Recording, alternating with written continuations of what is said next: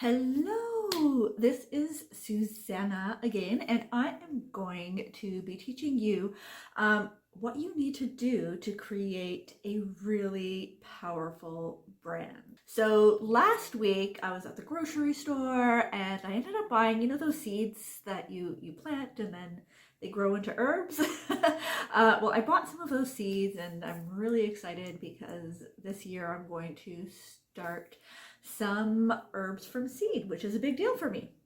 And it got me thinking about the rest of our garden, which is in kind of total disarray. And then I was like, oh my God, it's kind of like branding in business, right? There are all of these colors we like. There's this feeling we want people to have when they think of us or connect with anything that we put out there.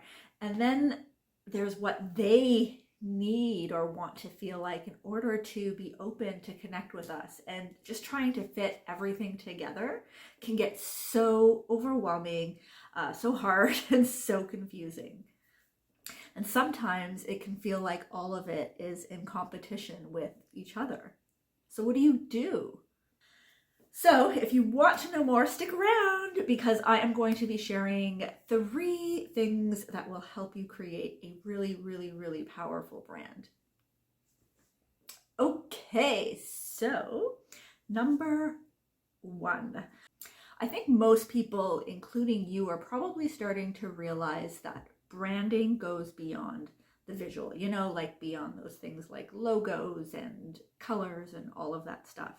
Branding is essentially the essence of a brand. It inspires the visuals, the positioning, the identity, and the experience that people have when they are connecting with your brand. So think about that garden, right? What is it that's going to inspire the way that it looks, the way that it feels when people are inside of it?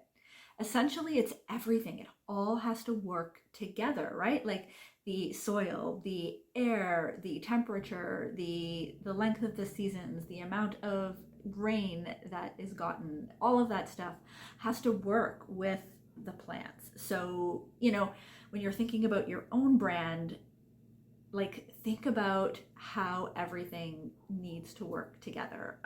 It's actually kind of a big topic. So next week I am going to be coming back and talking about the 3 things that make up branding. So make sure you come back then, and it will help you start, getting that bigger picture and making everything sort of fit together a little bit more nicely. And then the other thing is brand story isn't really a story. Right? Brand story is so important to branding. Everyone talks about it. But it's not like a story in the way that we think about stories, right? Like with a beginning and an end, and, it starts here and we went there, and this is how my brand came to be and what inspired it, blah, blah, blah, right? Like, yes, that's part of it, but it's not all of it. So as you're thinking about the story of your brand, think about what it is that inspires it. I got a great example watching a show on how to design rooms, and essentially they pick one thing that inspires the whole space, and they call that the story of a brand, and that's kind of where it starts. That's the birth, right? And then that inspires everything else around it.